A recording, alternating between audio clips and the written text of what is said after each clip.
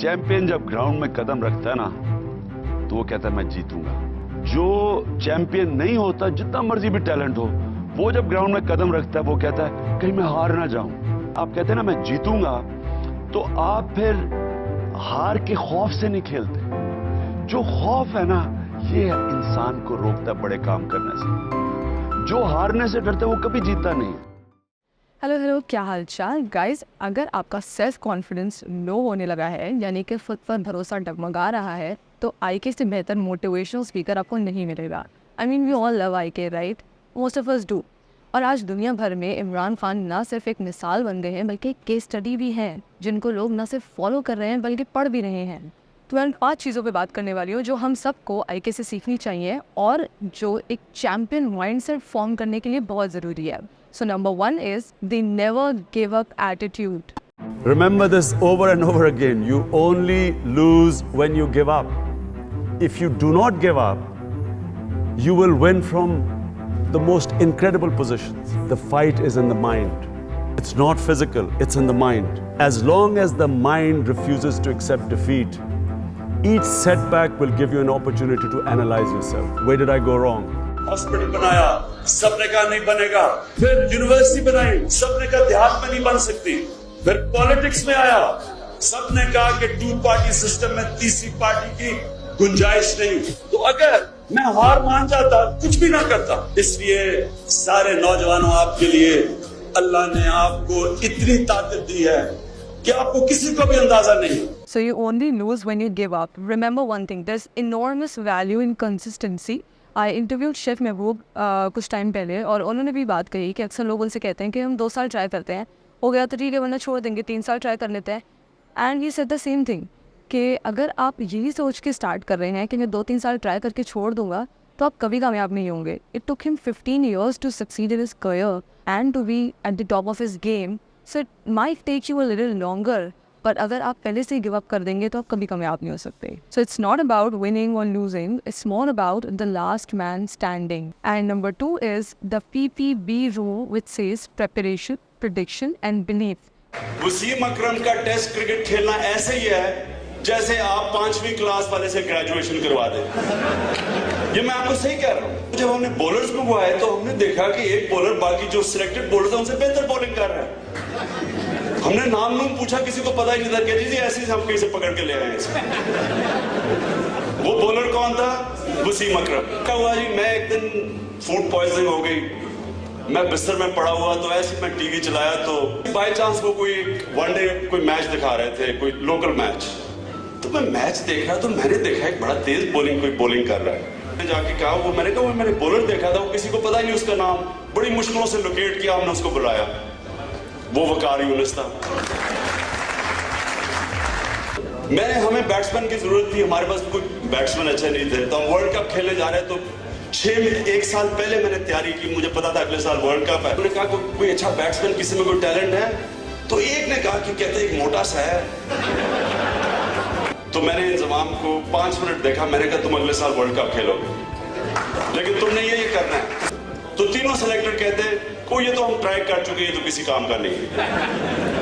आप यकीन करें कि मैंने इतनी मुहालत कि मैं अपनी पीक पे था, इतनी मुश्किलों से मैंने उसको खिलाया, लड़ के, और एक सिलेक्टर रिजाइन करके भी इमरान ने सिफारिशी लड़का खिला लिया। तो वो हो सकता है, और वो मेरा आखिरी साल था, हो सकता है आप सुनते ही ना इंजमाम उल हक का नाम। तो आपने देखा आईके ने 1 साल पहले से 1992 वर्ल्ड कप की तैयारी शुरू कर दी थी, और ना सिर्फ तैयारी बल्कि प्रिडिक्ट भी किया और अपने फैसलों पर कायम रहे, भरोसा रखा और फाइट भी की उसके लिए। And number 3 is to never scale down your ambition. The biggest problem is that when you have a setback is that there is a big temptation to scale down your dreams, to scale down your ambition, to suddenly expect something less of you. This is the biggest trap. Most people fail when they compromise on their dreams and their vision in times of weakness. It is the time when a person is vulnerable. And in this state of vulnerability, you will make a fatal mistake by scaling down on your ambition. All the people who I knew over my life who were successful had one quality. They could handle failure. They were the best critics of themselves. If you get demoralized, you've lost. If you can assess and analyze your mistakes, it is a stepping stone to moving higher. Remember, failure is equal to feedback, feedback is equal to knowledge, and knowledge is equal to power. So you become more powerful as much as you face failures, क्योंकि आप अपनी हर गलती से सीखते चले जाते हैं. And number 4 is don't follow the strategy to not lose. तो या तो आप जीतने की स्ट्रैटेजी बनाते हैं या आप ना हारने की बनाते हैं. I came across this short of IK where he said, जो सबसे बुरा मैंने the worst captaincy जो मैंने देखी है ना, क्योंकि मैं कमेंट्री कर रहा था उस वर्ल्ड कप की. हिंदुस्तान की टीम डरी हुई है हारने से, पाकिस्तान की टीम डरी हुई है. वो दोनों मुकाबला कर रहे हैं कौन ज्यादा डरा हुआ है. इवेंचुअली पता चला कि पाकिस्तान ज्यादा डरे हुए थे. वो मौके देते जाए इनको जीतने के लिए, ये अपने आप को बचा रहे थे. इतना उन्होंने मौका बार बार दिया इनको जीतने के लिए. वो पहले डरे हुए थे कि मैं हार रहा हूं. सचिन को 4 बारियां दी. जब तुम्हें हार का खौफ आ जाता है ना, तुम जीतने की सारी अपॉर्चुनिटीज मिस कर देते हो. अच्छा, और जीतने की स्ट्रेटेजी और होती है, हारने की और ना हारने की और होती है. उसकी टीम सिलेक्शन ही फर्क होती है, माइंडसेट ही फर्क होता है. दैट मीन्स कि जब आप डर के खेलते हैं तो आप अपने आने वाली अपॉर्चुनिटीज़ को ग्रैब नहीं कर पाते, अपने ओपोनेंट्स की गलतियां नहीं पकड़ पाते. तो जब आप उस डर को निकाल के खेलते हैं तभी आप राइट विनिंग स्ट्रैटेजी बना सकते हैं. And number 5 is having faith in अल्लाह सुब्हानहू व तआला. वैसे तो ये सबसे पहली चीज़ है. अगर आपने आईके की प्रोटेस्ट देखी हो या जो सेटअप्स होते हैं उसमें इय्याका नअबुदु व इय्याका नस्तईन ज़रूर लिखा होता है, विच मीन्स कि हम तेरी ही इबादत करते हैं और तुझी से मदद चाहते हैं. तो जब आप ये सोचते हैं, इस पर भरोसा करते हैं, तो फिर आप अपनी प्रॉब्लम्स अल्लाह ताला के हवाले कर देते हैं और आपका काम सिर्फ कोशिश करना रह जाता है, परेशान होना नहीं. जब आप नमाज दिल से पढ़ते हैं और ये इसके ऊपर कॉन्सेंट्रेट करते हैं, ये याद रखें कि ये जो एक है ना इंसान की आज़ादी, इय्याका नअबुदु व इय्याका नस्तईन. जब आप अल्लाह के ऊपर ईमान रख देते हैं कि मैं तेरी इबादत और तेरे से मदद मांगता हूँ, सारी जगह आप कुरान में देखेंगे कि वो जो जब अल्लाह के ऊपर आप ईमान रख देते हैं ना, और जो असल में ला इलाहा इल्लल्लाह का मतलब है कि तेरे सिवा कोई खुदा नहीं. एक किताब है अल्केमिस्ट जो सबसे ज्यादा पढ़ी गई है. उसके अंदर एक बड़ा अच्छा फिक्र है कि जब आप अपने डेस्टिनी की तरफ जा रहे होते हैं तो वो तो वर्ड करता है the universe conspires to make you succeed. Actually फिर अल्लाह आपकी मदद करता है. आप उस जब मकसद की तरफ जा रहे होते हैं तो फिर पूरा चीजें होती हैं उसको वहां पहुंचने के लिए. अब मसलन में वर्ल्ड कप था, फाइनल आखिरी हम जीत, हमारी टीम कमजोर थी, हारी हुई थी, नीचे पड़ी हुई थी, लेकिन वो अल्लाह जानता था और मैं जानता था कि मैं वर्ल्ड कप सिर्फ खेला था कैंसर हॉस्पिटल के लिए. नहीं तो मैं क्रिकेट छोड़ गया था, मैं उससे रिटायर हो गया था.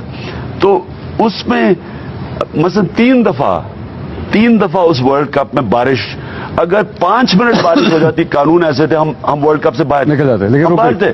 वो 3 दफा बारिश फोरकास्ट थी बारिश. और सेमीफाइनल में वो सारा न्यूजीलैंड इंतजार, जैसे हम मैच जीत रहे थे तो सिर्फ 5 मिनट बारिश पड़नी थी और हम हार गए थे. लेकिन वैसा हुआ, और वो बूंदाबांदी होती थी, फिर रुक जाती थी, फिर होती. और जैसे ही मैच खत्म हुआ 1.5 दिन बारिश हुई. तो देखा, जब आप मेहनत करते हैं, कंसिस्टेंट रहते हैं, खुद पर भरोसा और उससे भी बढ़कर अल्लाह ताला पर भरोसा रखते हैं, तो फिर नाकामी की तो गुंजाइश ही नहीं है. But you got to be consistent.